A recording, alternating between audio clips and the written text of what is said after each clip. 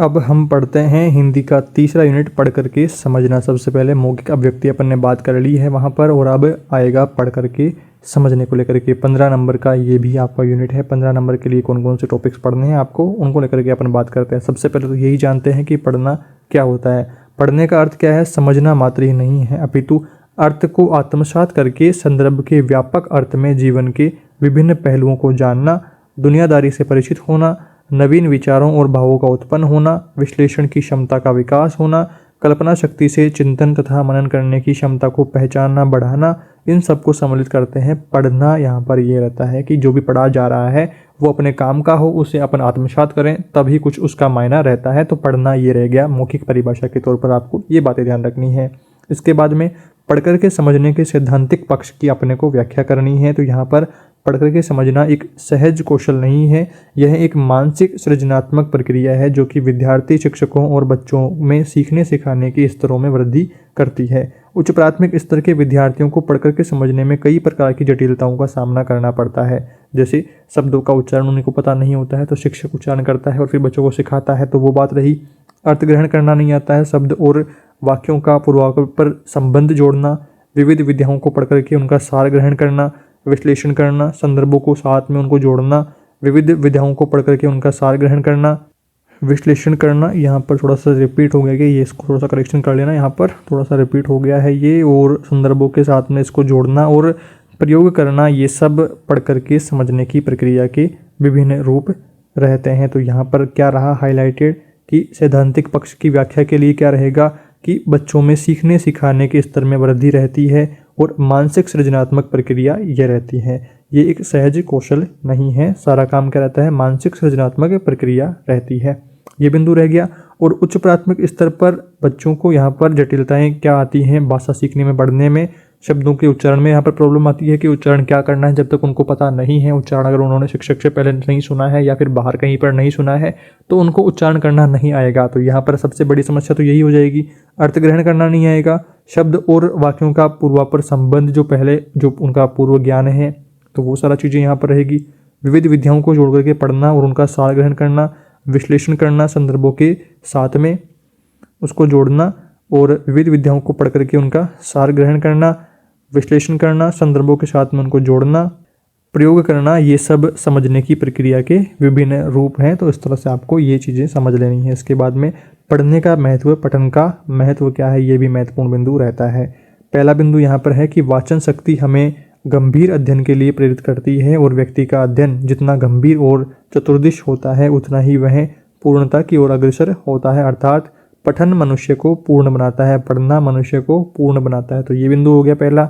दूसरा बिंदु है कि वर्तमान में सभी प्रकार की नियुक्ति अथवा पदोन्नति में सामान्य ज्ञान का परिचय देना आवश्यक है और इसका बहुत बड़ा साधन है सामान्य ज्ञान की पुस्तकों का पठन। तीसरा बिंदु है भाषा की विविधता का ज्ञान वाचन द्वारा ही होता है, वाचन ही हमें विविध शैलियों से परिचित कराता है।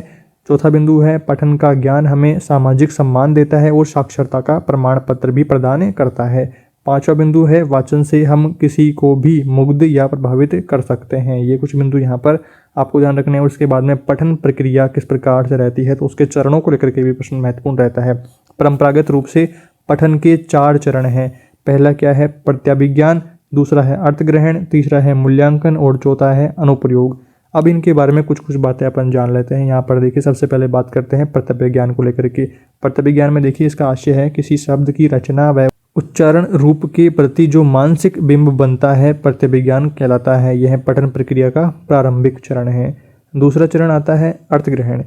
इस सोपान में पठन सामग्री के निहित अर्थ को भली भांति समझा जाता है, अर्थ ग्रहण करते हैं। और उसके बाद में पाठक चिंतन मनन के द्वारा पठन सामग्री की व्याख्या तथा विश्लेषण करता है, उसका अर्थ ग्रहण करता है। इसके बाद में तीसरा चरण आता है मूल्यांकन। इस चरण में पाठक अर्थ ग्रहण के साथ साथ लेखक द्वारा प्रस्तुत जो घटना रही है, विचार भाव रहे हैं, मंतव्य उसका समझते हुए उसका मूल्यांकन करता है, साथ ही उससे संबंधित वैचारिक और भावात्मक प्रक्रिया भी व्यक्त करता है। तो तीसरा चरण हो गया। चौथा चरण है अनुप्रयोग। यह पठन प्रक्रिया का अंतिम चरण है। किसी पाठ्य सामग्री को पढ़कर के पाठक उसमें निहित भावों विचारों के संदर्भ में अपनी सहमति या असहमति निर्मित करता है। तो ये चारों चरण यहाँ पर ध्यान रखने हैं। इसके बाद में आगे बढ़ते हैं और बात करते हैं पठन की विधियाँ, पढ़ करके समझने के तरीके क्या क्या हैं। पढ़ना एक जटिल सांस्कृतिक प्रक्रिया है। पढ़ने की क्षमता के विकास में अनुमान, परिचय, संदर्भ, पाठ के स्तर, रुचि आदि महत्वपूर्ण घटक व कारक रहते हैं। विद्यार्थियों में पढ़ने की क्षमता का विकास करने के लिए हमें निम्न रणनीतियाँ अपनानी होगी। तो यहाँ पर पहला आता है सुनना। सुनने में क्या रहेगा, पढ़ने में सहायक रहता है सुनना। बार बार किसी कठिन प्रसंग या रिकॉर्डिंग सुनते हैं तो समझने में आसानी होती है।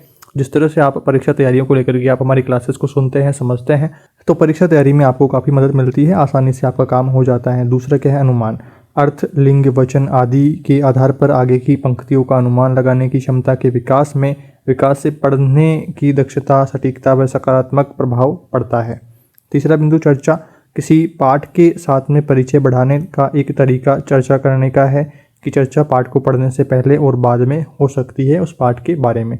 हमें ध्यान रखना चाहिए कि जिन शब्द को हम ज़्यादा आसानी से पढ़ पाते हैं उसका एक कारण यह भी है कि उसका हमारे साथ में परिचय पहले से हो गया होता है। इस परिचय का कारण बार बार उसका उपयोग लेना है। कक्षा में किसी अपेक्षाकृत कठिन पाठ को चर्चा के द्वारा समझ के दायरे में लाया जा सकता है। तो ये कुछ बिंदु यहाँ पर हो गए हैं। इसके बाद में पठन के आवश्यक कारकों को लेकर के महत्वपूर्ण प्रश्न रहता है। तो पठन के आवश्यक कारक क्या है, वातावरण अनुकूल होना चाहिए, शारीरिक व्यवस्था होनी चाहिए, मानसिक विकास होना चाहिए, अनुभव और मनोभाव और शब्दावली। तो ये सारे कारक पठन को प्रभावित करते हैं, पठन को प्रभावित करने वाले कारक हैं, आवश्यक कारक। इनके माध्यम से ही पठन हो सकेगा। पठन और वाचन में अंतर क्या है, पढ़ना क्या है, पढ़ना क्या है। एक पढ़ना तो यह आत्मसात करके सारी चीज़ों को समझना, और वाचन क्या है, सिर्फ पढ़ देना, मतलब कि आत्मसात नहीं करना।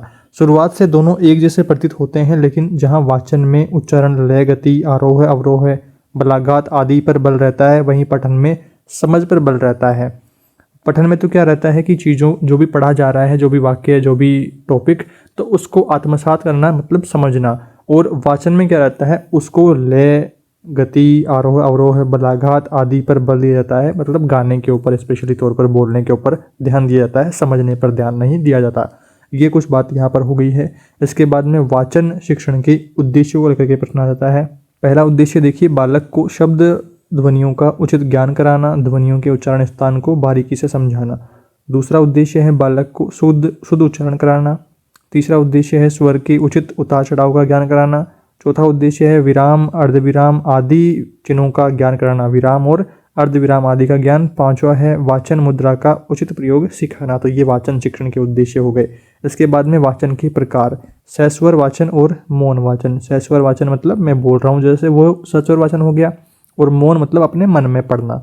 सस्वर वाचन में यहाँ पर देखिए कि सस्वर वाचन मतलब स्वर सहित पढ़ते हुए अर्थ ग्रहण करने को सस्वर वाचन कहा जाता है। यह वाचन की प्रारंभिक अवस्था होती है। वर्णमाला में लिपिबद्ध वर्णों की पहचान सस्वर वाचन के द्वारा ही कराई जाती है। यहाँ पर पहला बिंदु इसका देखिए कि स्वर में रसात्मकता, वाचन की मुद्रा के आधार पर सस्वर निम्न प्रकार के हो सकते हैं, जैसे आदर्श वाचन और अनुकरण वाचन। आदर्श वाचन में देखिए कि जब अध्यापक कक्षा में छात्रों के समक्ष खुद वाचन करता है, स्वयं वाचन करके छात्रों को सिखाता है, तो वह आदर्श वाचन कहलाता है। अध्यापक अपने वाचन की गति, यति, आरोह अवरोह, स्वराघात, बलाघात आदि को ध्यान में रख करके कक्षा में प्रस्तुतिकरण देता है, तो बच्चे शिक्षक का अनुसरण करते हैं और आदर्श वाचन यहाँ पर हो जाता है। दूसरा क्या है, अनुकरण वाचन। तो शिक्षक द्वारा उच्चारण को शुद्ध बनाना, वाचन में गति और अवरोह का, गति और प्रवाह का ध्यान रखना, वाचन के समय अर्थ की योग्यता का विकास करना। तो ये अनुकरण वाचन मतलब दोहराना। ये सारी चीज़ें यहाँ पर हो गई है। सबसे पहले तो आदर्श वाचन होएगा, शिक्षक स्वयं वाचन करके बच्चों को सिखाएगा, फिर उसके बाद में अनुकरण वाचन होएगा, शिक्षक द्वारा जो बताया गया है, जो पढ़ाया गया है, उसका अनुसरण कराया जाएगा, उसको दोहराया जाएगा। दूसरा बिंदु है वाचनकर्ता के अनुसार सस्वर वाचन निम्न प्रकार के हैं। पहला प्रकार देखिए, व्यक्तिक वाचन। एक व्यक्ति द्वारा आवाज़ किया जाना। माध्यमिक कक्षाओं में वाचन होता है, दोषों का निदान सरलता से हो जाता है। तो व्यक्तिक मतलब एक व्यक्ति के द्वारा वाचन। दूसरा है सामूहिक वाचन। तो दो या दो से अधिक छात्रों द्वारा आवाज़ सहित किए जाने वाले वाचन सामूहिक वाचन होते हैं। इस वाचन से बच्चों की झिझक दूर होती है। इसमें मौखिक अभिव्यक्ति के लिए आत्मविश्वास का संचार पैदा होता है। सामूहिक वाचन 11 से 13 वर्ष की आयु तक के बालकों के लिए ही किया जाए। छात्रों की संख्या बहुत अधिक न हो ताकि पड़ोसी कक्षा की शांति भंग न हो। ये बिंदु हो गया। इसके बाद में मौन वाचन को लेकर के अगला बिंदु आता है।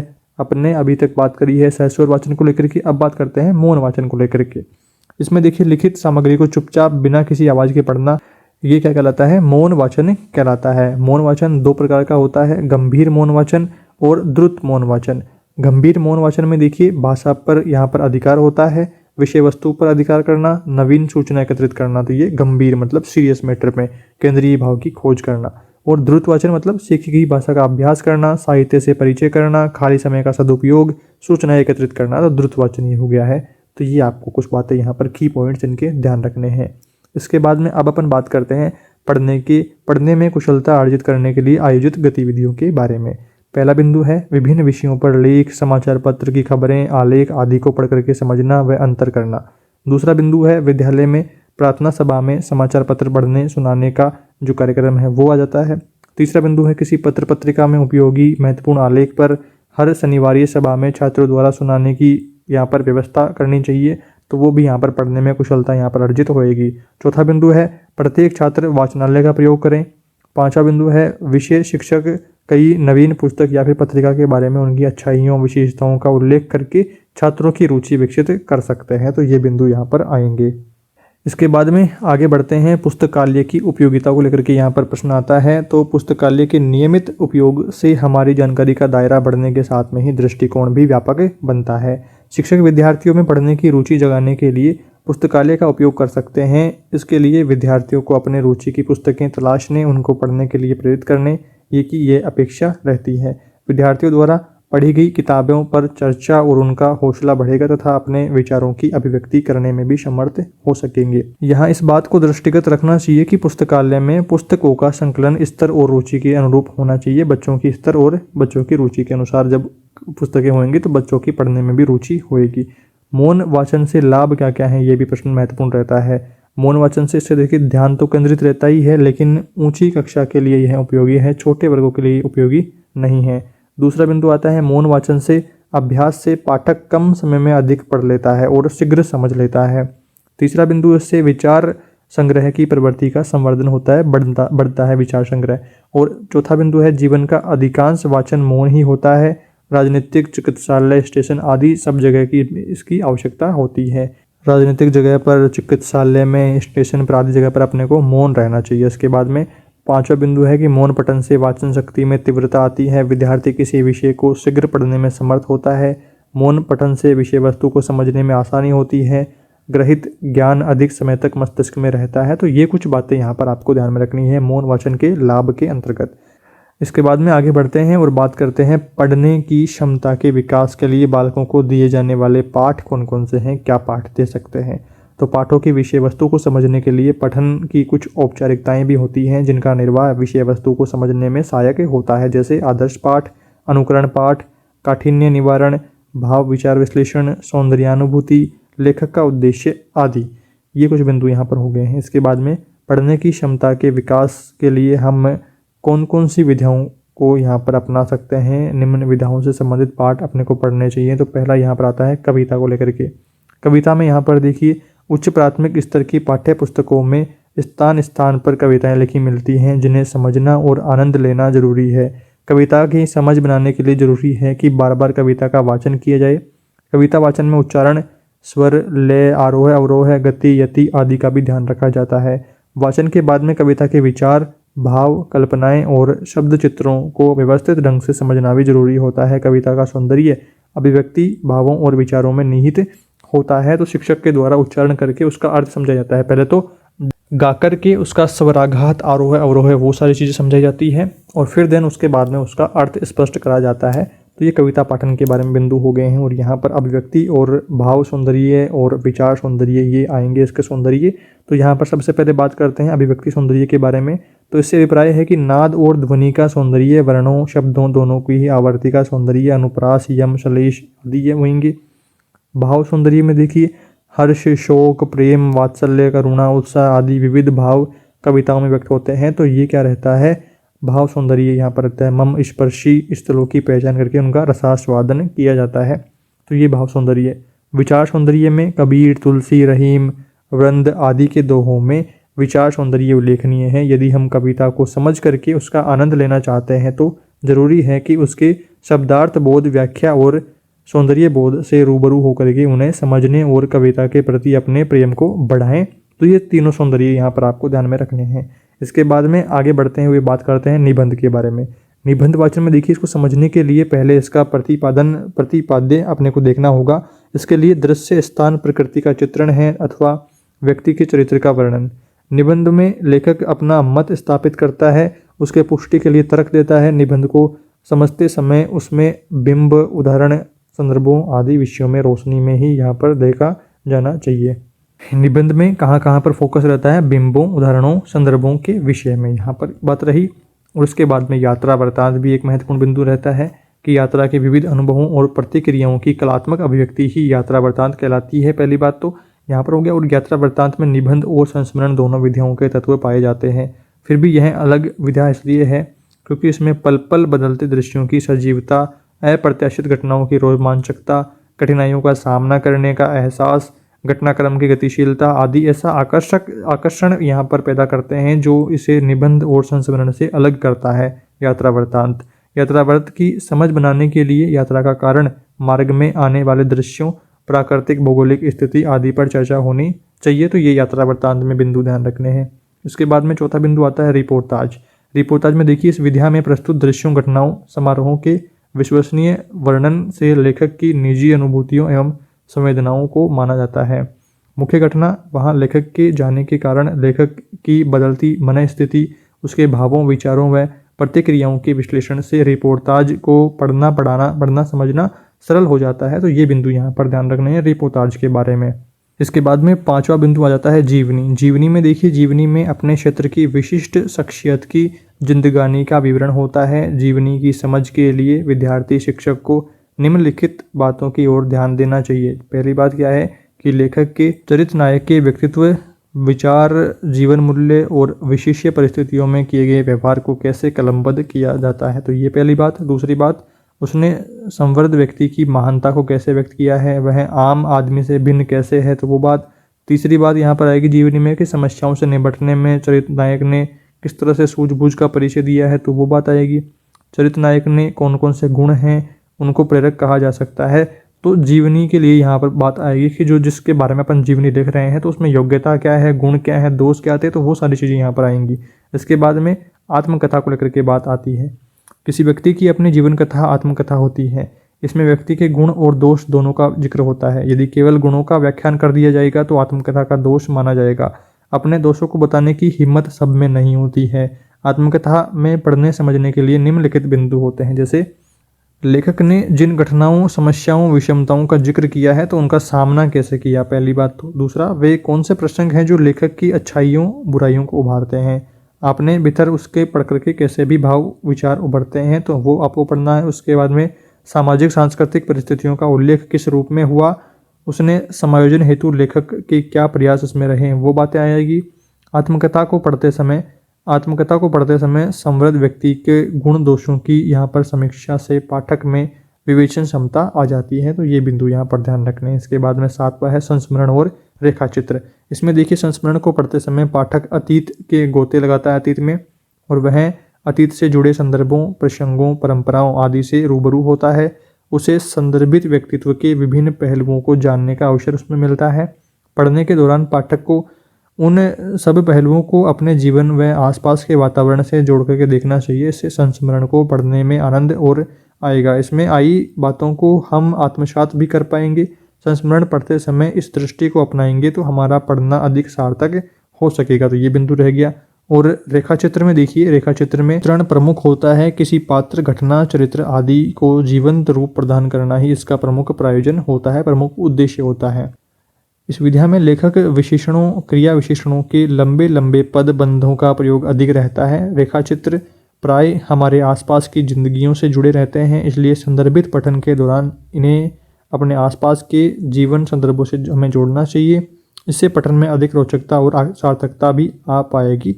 तो इस तरह से ये सारे बिंदु यहाँ पर अपने को ध्यान में रखने हैं और ये अपना तीसरा यूनिट यहाँ पर कंप्लीट हो जाता है। आई होप आपने ठीक प्रकार से सारे बिंदुओं को समझ लिया है। हमने कम समय में कंप्लीट यहाँ पर रिवीजन कर लिया है पूरे यूनिट का, और आपको हिंदी की बाकी सभी यूनिट्स को एक साथ देखने के लिए, कम समय में अपनी अच्छी तैयारी करने के लिए प्लेलिस्ट ऑप्शन विजिट करना है, जहाँ पर आप हिंदी के सभी यूनिट्स 1 बाय 1 देख करके अपने हिंदी पेपर की तैयारी अच्छी कर पाएंगे। इस वीडियो में दोस्तों इतना ही। वीडियो को लाइक करें, चैनल पर नए हैं तो सब्सक्राइब करें, वीडियो को अपने दोस्तों के साथ में भी शेयर करें। Thank you for watching this video.